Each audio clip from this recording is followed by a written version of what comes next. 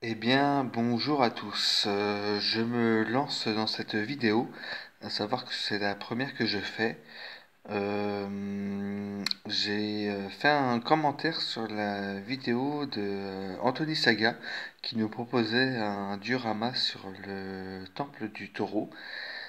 J'ai posté un commentaire justement sur cette vidéo.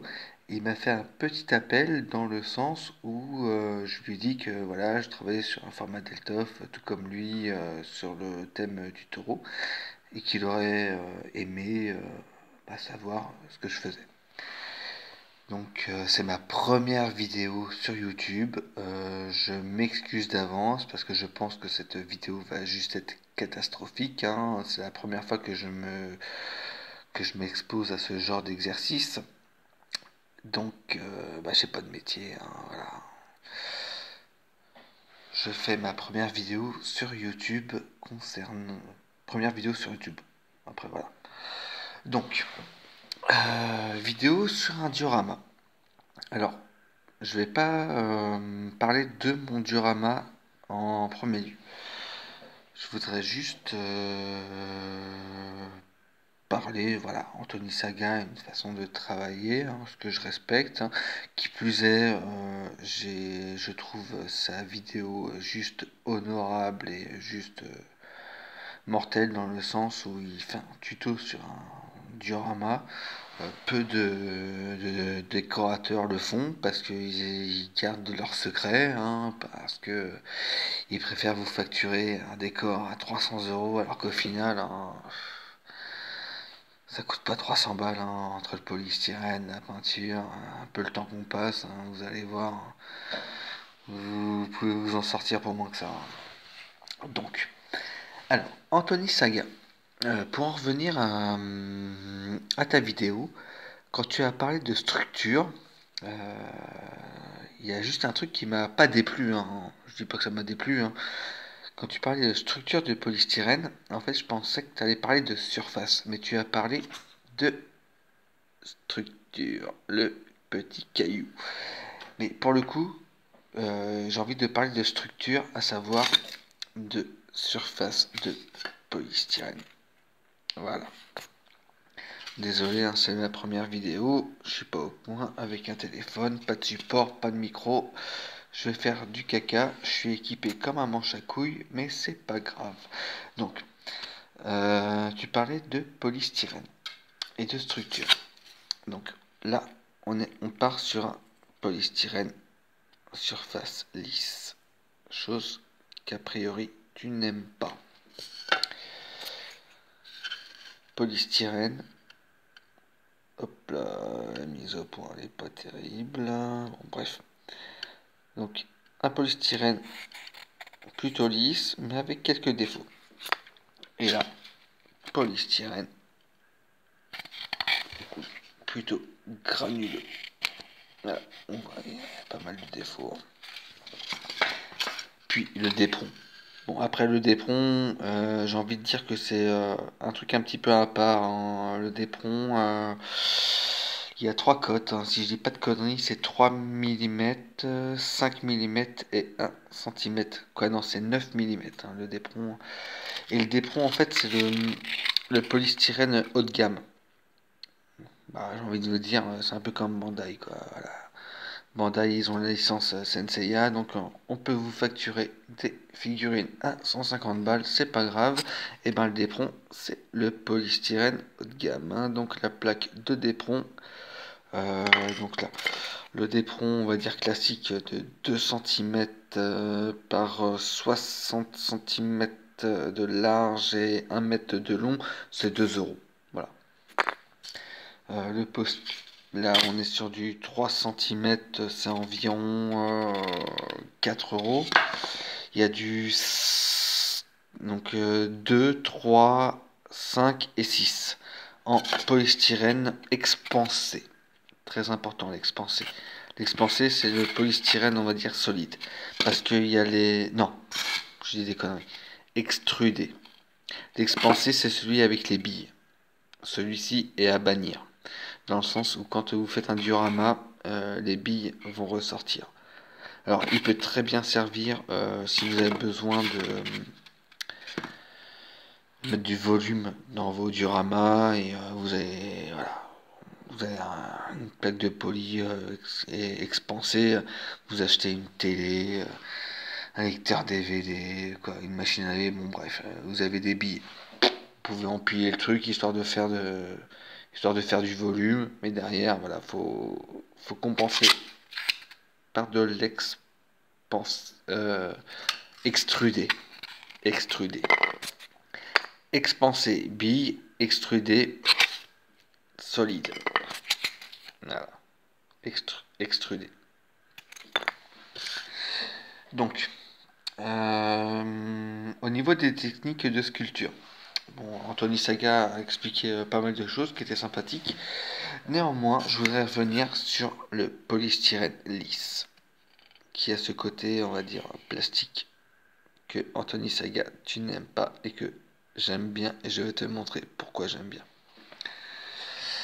Le lisse, et ben, il est juste génial pour les dioramas en mode non défoncé. Donc là, honnêtement, voilà, je fais une vidéo, on part sur un diorama du Temple du Taureau qui est défoncé, donc clairement, le lisse est à bannir.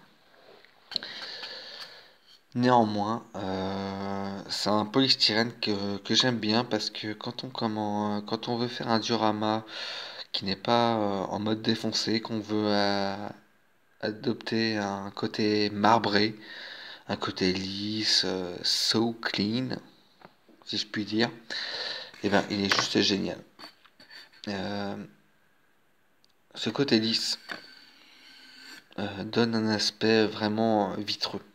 Donc après, tout dépend. Après, voilà, faut avoir quand même une certaine maîtrise de la peinture. Moi, je sais que j'avais fait un diorama style marbré.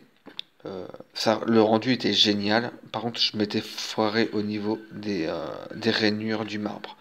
C'était un petit peu grossier, il était vitreux. Franchement, on voyait les reflets des figurines. C'était juste génial. Mais par contre, je m'étais foiré, voilà. C'était un peu grossier au niveau des nervures. Ça faisait pas marbre, ça faisait veine de la main, quoi. Voilà, ça fait dégueulasse, quoi. Donc je me suis foiré. Bon, bah, après ça arrive, hein.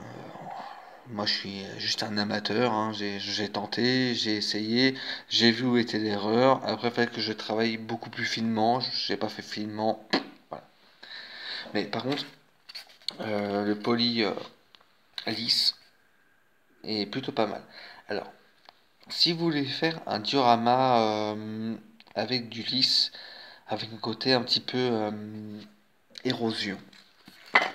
Oui, érosion. Optez pas par le caillou. Le caillou, c'est bien. Ça fait des dommages, hein. Regardez, hein. Il y a des briques, hein. Ça fait du dommage, il n'y a pas de problème. Si vous voulez faire un truc, on va dire, pas style effet marbre, parce que côté brillant du polystyrène brillant, côté plastique, hein.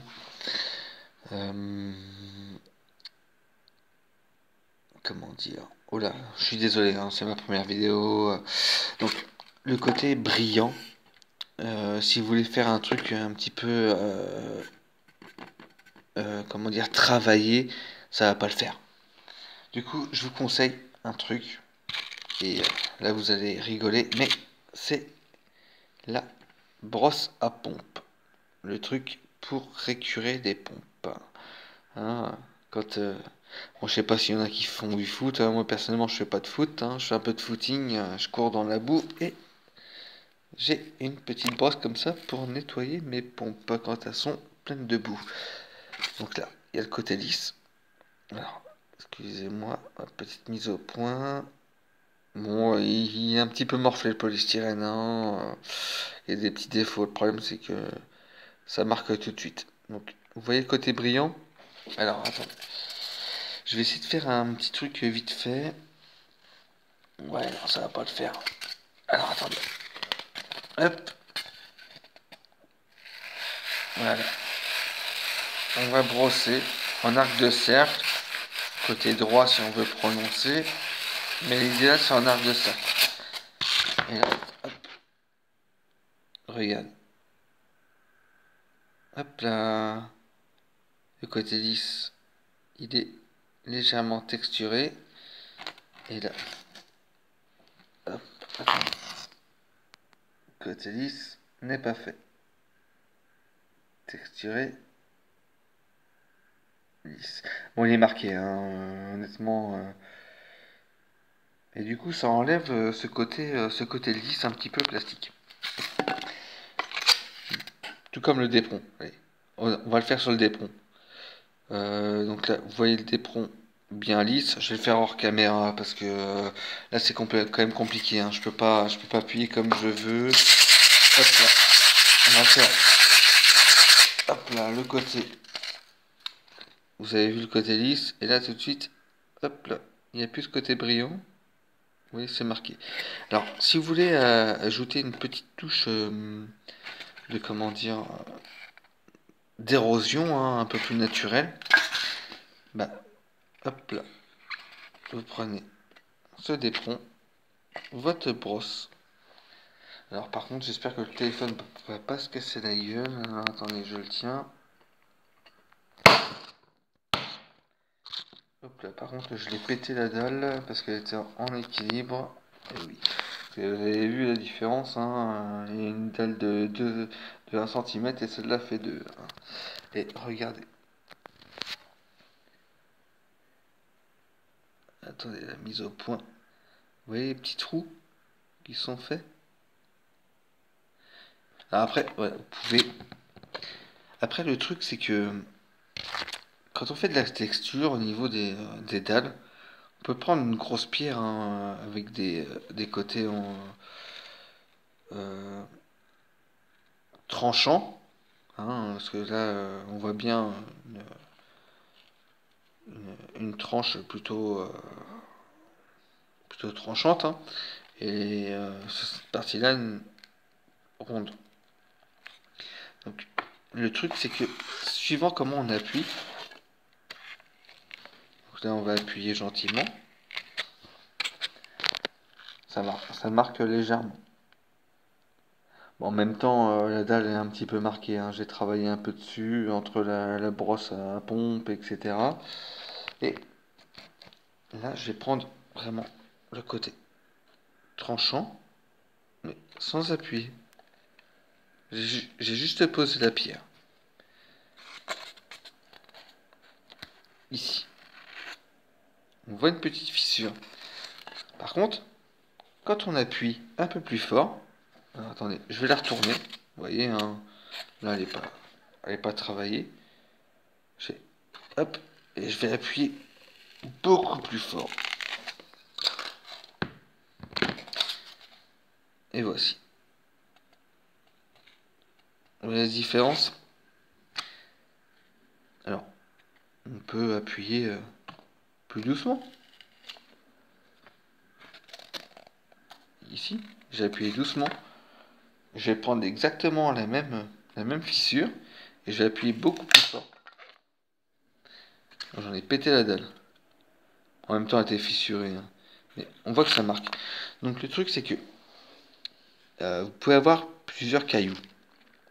Le truc, c'est suivant comment vous appuyez sur votre pierre. Et suivant l'orientation que vous... Parce que sur un petit décor, genre d'éperon de 3 mm, vous posez votre pierre et vous la faites juste... Alors bon, pour le coup, là, le décor est plutôt structuré.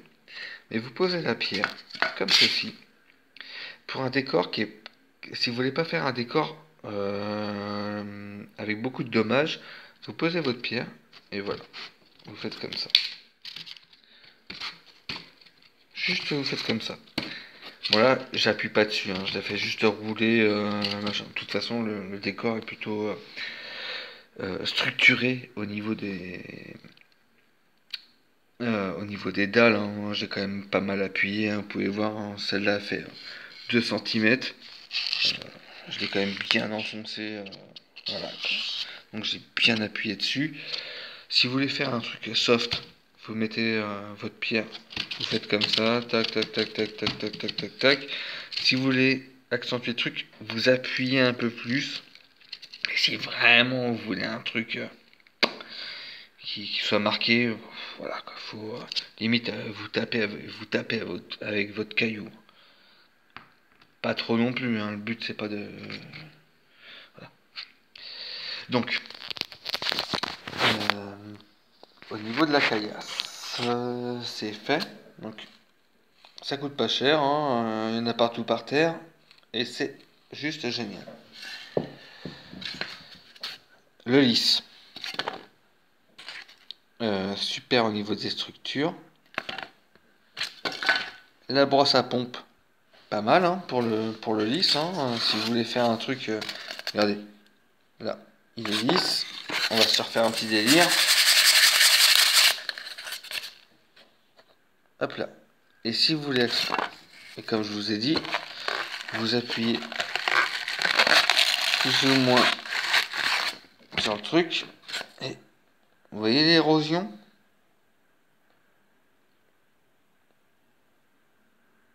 Ça fait limite super naturel. Hein. Bon, après, bien sûr, hein, là, il n'y a pas de sculpture hein, au niveau de la dalle. Hein. Ça reste un morceau de poli brut. Hein. Si on, voilà, si on taille une dalle, etc., il va y avoir des nuances. Ensuite, polystyrène, beaucoup plus brut. Donc là, clairement, faut l'utiliser pour un décor comme ça. Hop là, le téléphone s'est cassé la gueule. Comme celui-ci. Donc là, j'ai utilisé ce genre de polystyrène pour... clairement, ça va être un décor en ruine. Hein, donc, j'ai pas envie de me faire chier avec du lisse sur ce genre de décor. Là, non, on est toujours sur du lisse. Et là, un polystyrène à texture moyenne. Dans le sens où il convient très bien pour du lisse. Mais il peut être cool sur du décor défoncé. Dans le sens où il est entre deux. Hein. Il peut apporter un côté avec des textures. Après c'est pareil. Hein. Faut pas. Voilà, regardez, je vais faire un truc tout con. Hein. Bon. Là je prends pas de pince. Hein. L'idéal c'est de prendre une pince, hein, mais vous prenez le poli. Hop là. Vous l'arrachez. Hop là. Vous voyez la dalle comment elle est défoncée. Bon après, il faut travailler un petit peu. Hein. Regardez, on va mettre un petit coup de pierre. Très léger. Bon, je vais le faire hors caméra. Hein, parce que c'est pas forcément évident. Et hop. Regardez le petit coup de pierre. J'ai pas du tout appuyé. Hein, j'ai juste posé la pierre et je l'ai légèrement roulé sur la côté. Alors, effectivement, Tony Saga vous a donné un bon tuto au niveau des fissures. Moi personnellement, je vais pas le faire pour le coup parce que j'ai pas de cutter sous la main. Honnêtement, voilà, je fais la vidéo à l'arrache. Là, c'est juste des traces d'ongles. Hein. Regardez, le polystyrène marque facilement.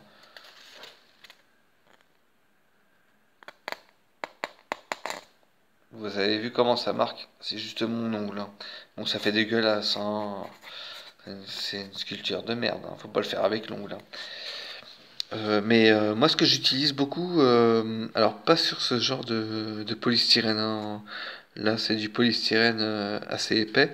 Mais quand on est sur du dépron, donc là, du dépron, celui-ci, il fait 1 cm. Hein, donc ça reste encore du grossier. Mais quand on est sur du 3 mm super fin, j'utilise un cure-dent. Et puis avec le cure-dent, Ouais, la technique de la bleu-blotte. Et vous faites des belles fissures juste avec un cure-dent. Voilà.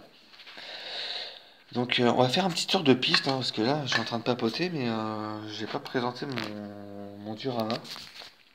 Donc hop, oui, diorama démontable format Delta, enfin faut s'adapter. Donc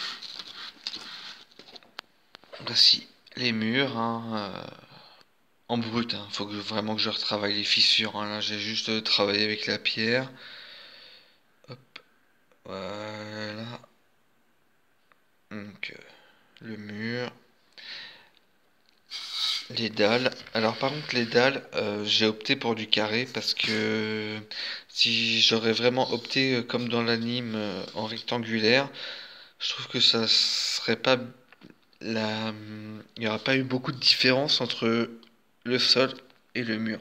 Parce que là les dalles sont assez balèzes, hein. Elles font 8 cm de long sur 3 de 3 de large. Donc on est sur du 8 par 3. Et là on est du 5 par 5. Juste pour vous mettre à l'échelle, hein, j'ai un petit Pégase à poil. Hop, qui va être ici. Voilà. Et un Aldébaran qui va se trouver ici. Donc vous voyez, j'ai essayé de donner un petit relief au niveau des dalles. Parce que le Aldébaran va être en mode vénère. Donc les dalles ont tendance à se relever. Alors oui, là, c'est vrai que les dalles sont disproportionnées, hein, vous voyez. Celle-là remonte. Mais souvenez-vous dans l'anime, quand Aldébaran lance son attaque, les dalles montent, machin, etc. Et j'ai voulu un petit peu retranscrire ce côté-là. Donc bien sûr, elles vont être retravaillées, hein. Là, ça reste du brouillon, hein. Faut que je retravaille les fissures, etc. Il y a pas de souci. Et là, pareil, hein, on est sur de la. Vous voyez comment elle est enfoncée? Pareil ici, hein, on voit, il y a un trou, hein, ça va être comblé, hein. Bon, de cette façon, je fais vraiment un tuto à l'arrache. C'est pas vraiment un tuto, c'est juste une réponse à Anthony Saga dans le sens où, ah oui, effectivement, au niveau du trou, vous voyez le trou, le format Deltoff, il nous offre pas de grandes possibilités. Du coup, alors attendez, je pose le téléphone. Je vais vous montrer comment ça va se passer au niveau du trou. Je suis vraiment désolé de faire une pause comme ça, mais j'ai opté pour un trompe-l'œil. Parce que vu que le format de Deltoff il n'est pas super grand, et que. Alors attendez, hop. Tac. Ouais, le format de Deltoff est pas vraiment grand. Et que euh, j'ai pas forcément. J'ai pas forcément de comment dire de place, hein. Le format de l'étoffe, il n'offre pas de possibilité. J'ai opté pour un trompe-l'œil, dans le sens où moi ce que j'adore dans la maison du taureau, c'est que bah, le Pégase, bah, il transperce les murs à mort. Donc là, on voit un premier, une première salle. Bon, il traverse une deuxième salle. Bon, là faut que je mette des débris en trompe-l'œil, d'accord? Et bah, et là, il retraverse la salle et je vais avoir un Pégase ici en difficulté avec un Aldé ici qui est en mode vénère d'ailleurs. J'essaie de mettre des dalles qui se relèvent parce que voilà, Chevalier d'Or, il y a de la puissance quoi. Donc voilà. Par ailleurs, je vais faire un fronton sur cette partie-là. Je voulais mettre une colonne ici et mettre une colonne ici. Le truc c'est que ici la colonne elle va être short. Du coup je pense qu'elle va être défoncée quoi.